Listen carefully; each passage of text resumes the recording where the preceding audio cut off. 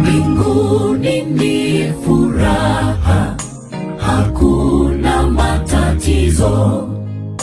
Yesu ndiye mambo yote, tutaishi naye.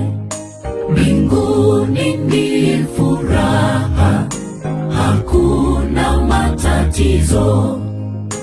Yesu ndiye mambo yote, tutaishi naye.